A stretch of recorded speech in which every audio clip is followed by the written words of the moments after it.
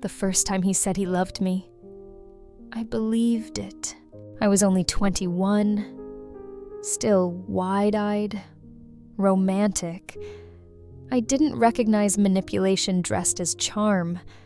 I mistook his possessiveness for passion when he said, "You're lucky to have me." I laughed. I thought it was a joke. It wasn't. He had the kind of smile that made everyone stop and look. And when he chose me, I thought I'd won something.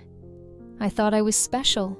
He brought me coffee in the mornings, brushed the hair out of my face with a tenderness that disarmed me. He made promises, whispered sweetly into the hush of night, about forever, about family, about how no one would ever love me like he did. And maybe he was right, but not in the way I wanted. The first red flag wasn't even red. It was soft pink, almost invisible. He didn't like my best friend, said she was too wild, said I deserved better influences. When I stopped hanging out with her, he kissed me like I'd passed a test. The second came when I wore a dress he didn't approve of. "You don't need to show everyone what's mine," he said. What's mine? That should have been the moment. The moment I knew something wasn't right. But I was too caught in the fantasy. I was building a home in his approval and calling it love. The fights started after a year. Small things. The way I said something. The way I looked at someone. It always ended with me apologizing. "You're too sensitive. You always twist my words. You make me feel like I'm walking on eggshells." I believed him because he still brought me coffee. Because sometimes he'd cry and say, "I don't want to lose you."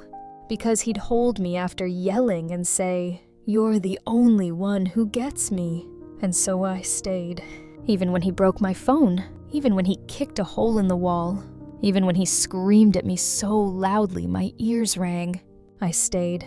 I told myself it was just a rough patch. That love was supposed to be messy. That all relationships go through phases. I stayed until I got pregnant. And something in me shifted. Not because I suddenly saw him clearly, but because I couldn't imagine bringing a baby into a house. With screaming and broken doors and fear crawling down my spine. When I told him, he cried, not out of joy, out of panic. "Are you sure it's mine?" That was the beginning of the end. The day he slapped the apple out of my hand, I didn't cry. I didn't scream. I just looked at the shattered plate and thought, this is not the life I want. That night, I packed a bag, took my phone, my wallet, and left. I drove to a rest stop and slept in my car. I stayed there for 2 nights. On the 3rd morning, I called my cousin, and for the first time in years, I let someone else help me. It wasn't easy. Starting over never is. But that moment, that crack, was the beginning of me. I didn't know it then, but walking away saved my life.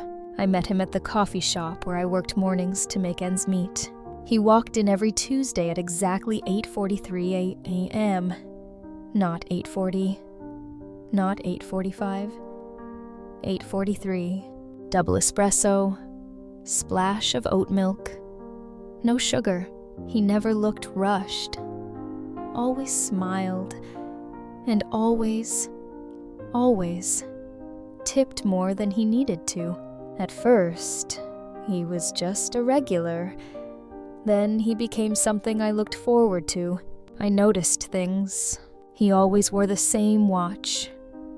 Vintage, with a cracked leather strap. He carried a sketchbook in his back pocket. But I never saw him draw.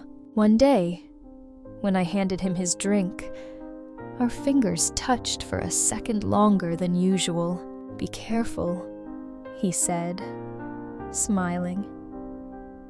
"You might fall in love with me if you're not."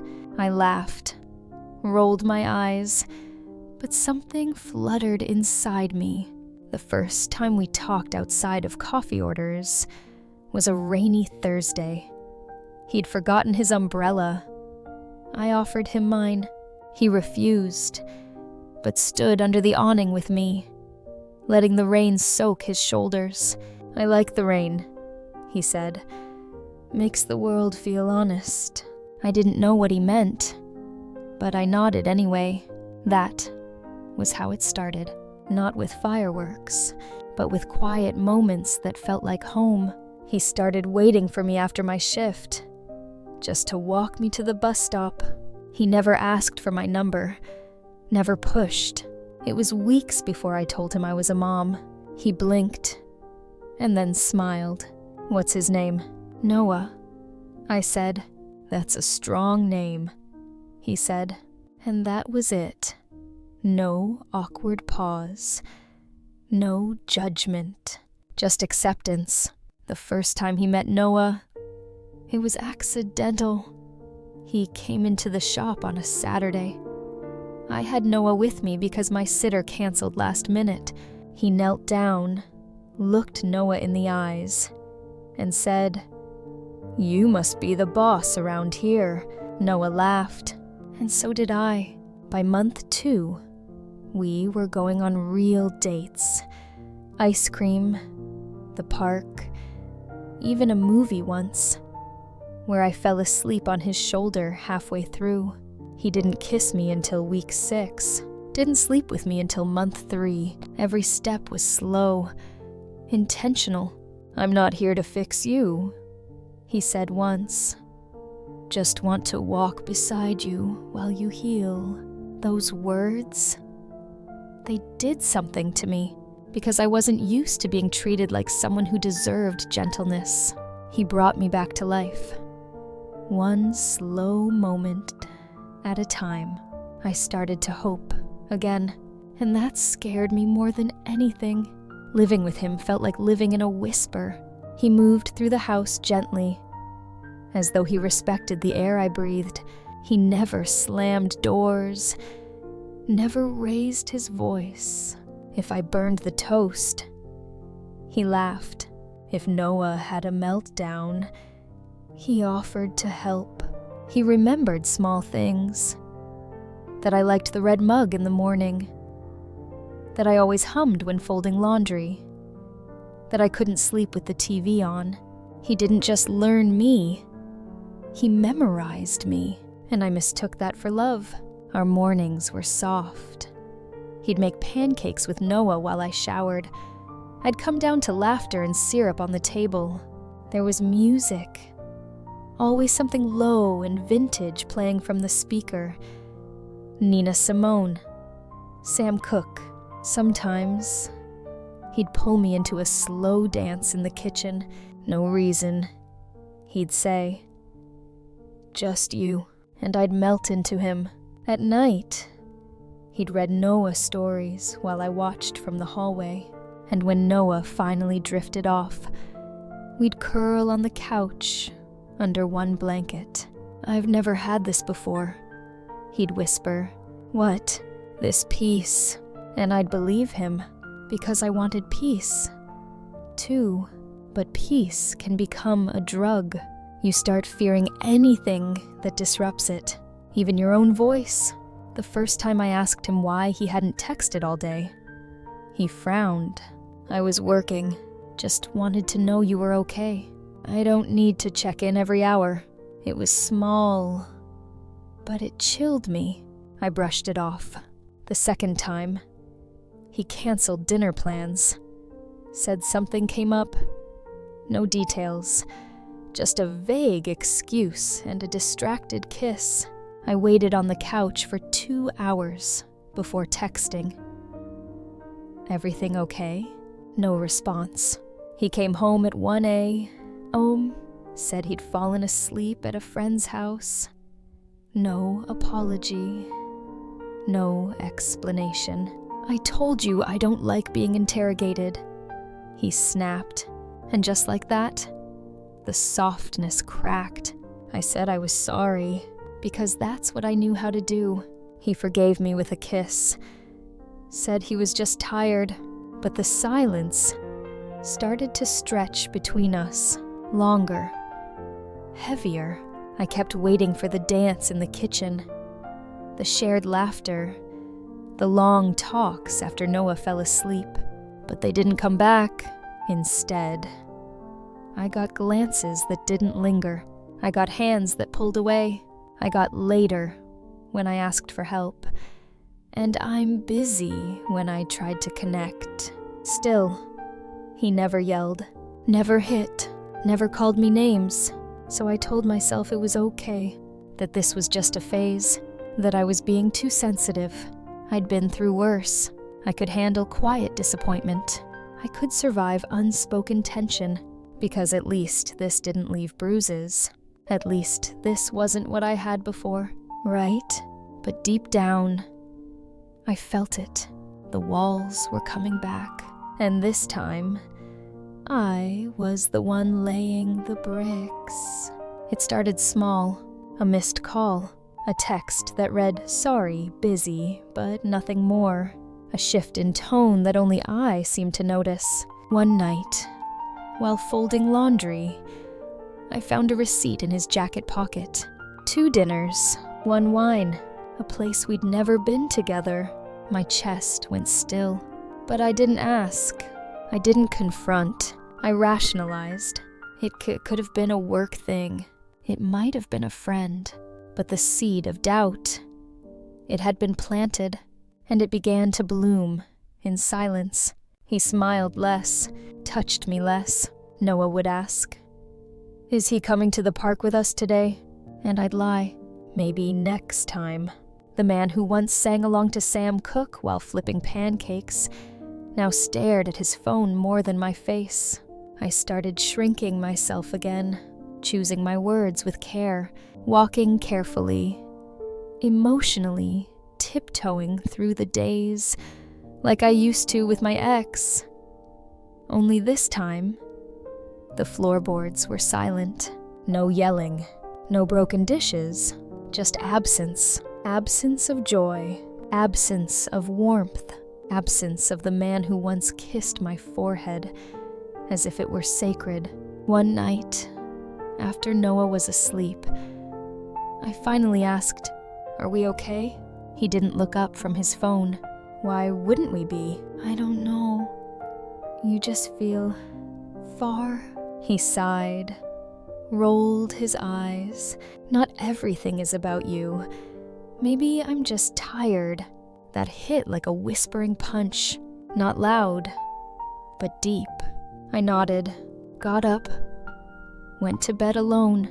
He didn't follow, didn't touch me for 3 days. On the 4th, he brought me flowers, said he'd been stressed. Work, money, life. I nodded again, accepted the petals as apology. But that night, I lay awake staring at the ceiling. I kept thinking about how love had once been a sunrise with him, and now it felt like dusk, still warm, but fading fast. There's a silence that isn't peaceful. It creeps, fills the gaps between 2 people, like water seeps into cracks in glass. I started to flinch when I heard his keys in the door, not out of fear, but because I didn't know which version of him I'd get. The warm one who smiled at Noah, or the one who barely made eye contact. I became an emotional weather vane, sensitive to his tone, careful with my questions, always measuring, always bracing. He never hurt me, not in the way my ex did. But neglect, that's its own kind of wound. One night, I made his favorite dinner, candlelight, jazz in the background. Noah asleep early. He walked in, saw the table, and sighed. "Long day," he said. "Can we not?" "Not tonight. Not this. Not me." I nodded, took a deep breath. blew out the candles alone. It wasn't one moment that broke me. It was the accumulation, the missed chances, the turning away, the quiet indifference. I started journaling again, pages filled with questions I didn't dare ask out loud. Do you still want this? Am I hard to love? Is it me? He'd leave early and come back late. Noah stopped asking about him, stopped expecting him. That hurt more than anything, because this man I let in, was disappearing from both our lives, and I was letting him until one night. I looked at Noah sleeping, and I saw myself, years from now, explaining why I stayed in something that felt so hollow, and I couldn't do it. I couldn't show him that this ache, this absence, was what love looked like. So the next morning, over coffee, I spoke. I think we're done. He didn't argue, didn't beg, just nodded, and that somehow hurt most of all. He packed his things the next day. No fight, no drama, just a suitcase by the door, and a pair of shoes I didn't even realize he still kept at my place. Noah was with my mom that morning. He never said goodbye, not to him, not to me. He left behind a coffee mug and the sweater I always stole on cold nights. The house felt like a stranger had vacuumed out all the air. I sat on the edge of the bed and stared at the wall for so long. The light changed 4 times. I kept thinking, should I have begged? Should I have cried? Should I have fought for something more?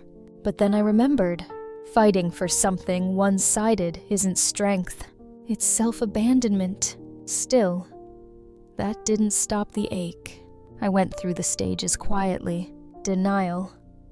When I convinced myself he'd text. Anger. When I found his scarf and almost threw it in the fireplace. Bargaining.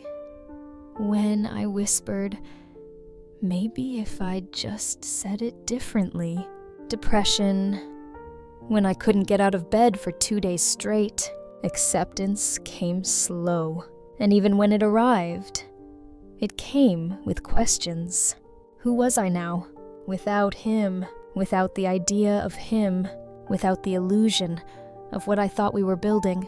I went back to journaling every night. I started therapy again. Walks with Noah became sacred. We'd count dogs, point at clouds, talk about superheroes. One afternoon, Noah said, "You're smiling again, Mom." And I broke, not out of sadness, but out of relief, because somehow I had made it through, not gracefully, not perfectly, but I had survived another heartbreak without losing myself completely, and that mattered more than anything. After he left, the house didn't echo. It breathed, not with grief, but with possibility. The space he used to take up. On the couch, in the closet, in my thoughts, began to shift. It didn't feel empty. It felt open and terrifying. I had to face things I'd avoided, like the fact that I'd let someone love me half-heartedly because I didn't think I deserved the whole thing, like how I'd taught myself to celebrate crumbs because I believed a feast would never come. And now I had to unlearn all of that. I rearranged the living room, moved the couch to where the silence didn't feel so loud, donated the old mug, threw away the blanket we used to share. It wasn't bitterness, it was reclaiming. Some mornings, I woke up and reached for him. Phantom limbs of love, you know? But then I'd hear Noah giggling in the kitchen, and I'd remember, this is what stays. We made new routines. Saturday pancakes, just us. Sunday movie nights. Blankets piled high. I started leaving the porch light on less, not because I was waiting, but because I finally realized suddenly realized no one was coming to save me. I was already saving myself.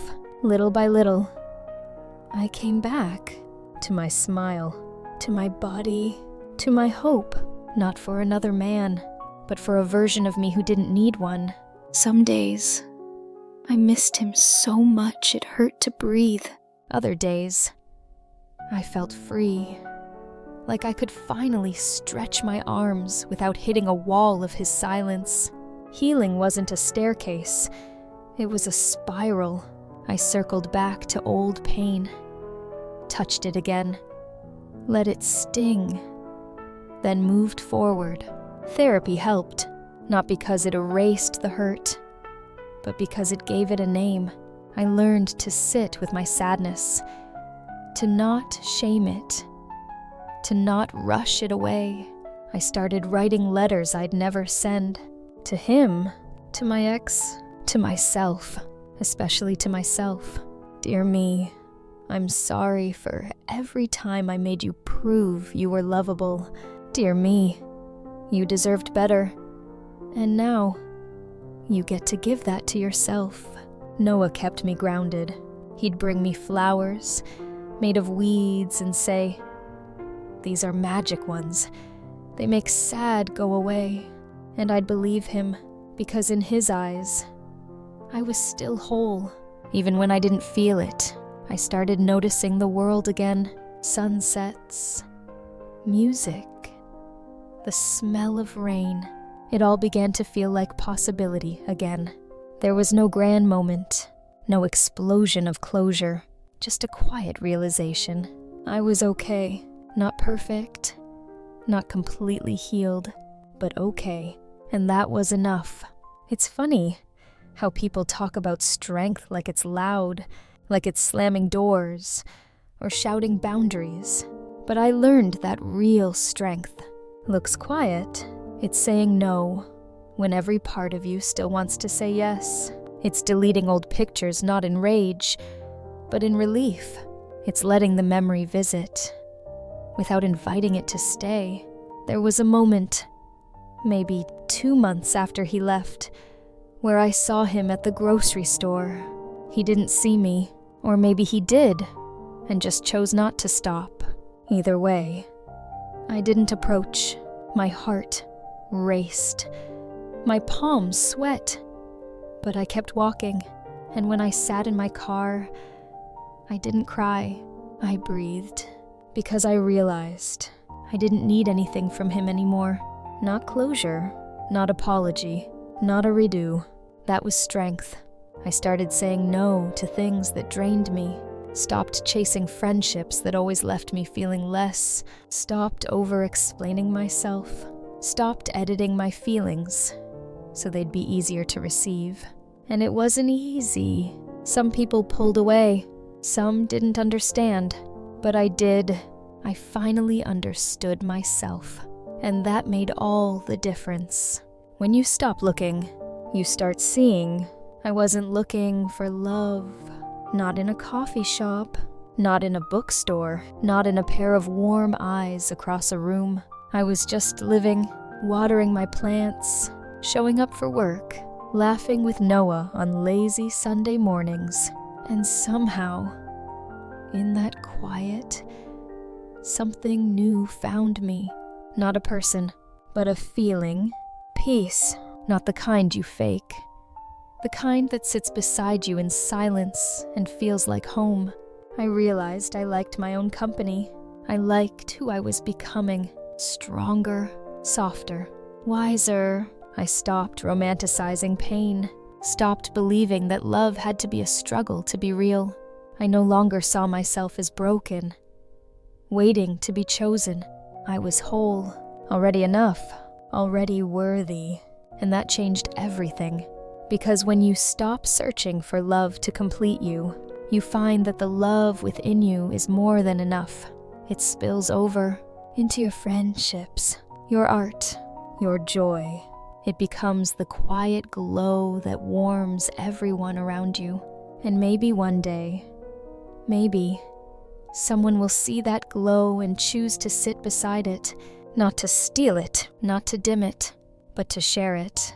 Until then, I'll keep shining for me, for Noah, for the girl I used to be, who thought she needed fixing, and for the woman I am now, who knows she never did. I used to think closure was something you got from someone else, a final conversation, an apology, answers. But what if the people who hurt us never give us those things? What if they're not capable, or simply don't care enough to try?